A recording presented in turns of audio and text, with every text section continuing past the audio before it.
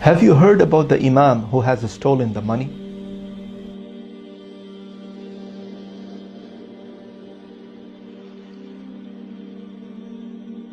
The story starts when one of the small villages in one of the African country, they hired an imam. This imam was graduated from Islamic University. And it is very rare to find someone knowledgeable, graduated from Islamic University, having Islamic knowledge or Islamic scholar, to be an imam of one of the masajid. And it is very few in African countries. So the people of that village, they decided that every Ramadan, during the 30 days or 29 days of Ramadan, each family should invite this imam for iftar, for food, as ihtiram, as a respect, as an honor, as hospitality. So that was the normal practice, and the imam is doing his best in the masjid, doing the lectures, the classes, the courses, educating the people and the community. And in Ramadan, he went to the first house. The second day, he went to the second house. The third day, he went to the third family. And it's like that. So one of the families who invited the imam, they are only husband and wife. And obviously, they are all poor. They are living in a village. After the imam came, he was waiting in that waiting area or in the hall where they should eat the food. And after eating the food, the imam said, "Jazakum Allahu khair, may Allah reward you," and he left. After a while, the wife started looking for the money. She kept money in the same place where the imam was sitting, but she couldn't find. She is looking under the table, she is looking under the blanket, she is looking under the carpet, she is looking everywhere. Nowhere. The money is gone. So she asked the husband, she said, "Do you let anyone to come inside the house?" He said, "No." "What happened?" She said that she cannot find the money. He said, "Yeah, I remember there was money and it was kept at certain place. And no one came in that house except the imam. And he spent, some time, and we were busy making the food, and he was sitting alone at that specific room or that specific area." So they both said for 100% sure that no one took the money except imam, because no one else came inside the house. From that moment, the man started avoiding the imam. He started feeling bad towards the imam. Every time he goes to the masjid, he is avoiding the imam. He is not trying to make any salam or any contact with the imam. He prays in the corner, or he prays and then leaves immediately without being in touch with the imam, having that feeling that how come an imam, how can he just get that kind of courage to take the money? Well, the year passes and the next Ramadan came. And as a normal practice of the people of the village, that everyone should invite an imam for a day, for iftar. So one day he went to the first family, the second day he went to the second family, until the turn of this family who lost the money. They now have to invite the imam. But the man is not comfortable. He says, "How can I call the imam who came last time in my house and he's stolen the money? So I'm not comfortable." So the wife, she was a righteous and pious wife. She came and she said, "Listen, maybe the imam was in need of the money. Maybe he needs, this money for something. So let's forgive him for the sake of Allah and let's invite him. Just let it go."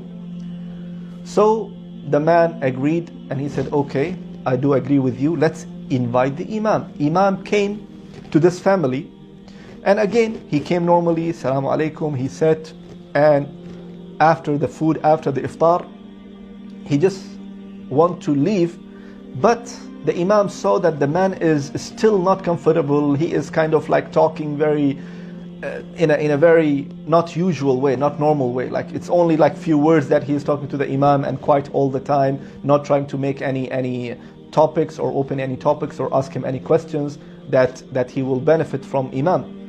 So the imam said, "Are you okay?" So the man couldn't take it anymore. He said, "Imam, I want to tell you something honestly. From the last year till now, didn't you realize that I am avoiding you? I'm not saying salam to you. I'm not coming and talking to you. So the Imam said, yes, I realized, but I didn't get enough time to come and talk to you, to ask you what's happening, because I was also busy here and there.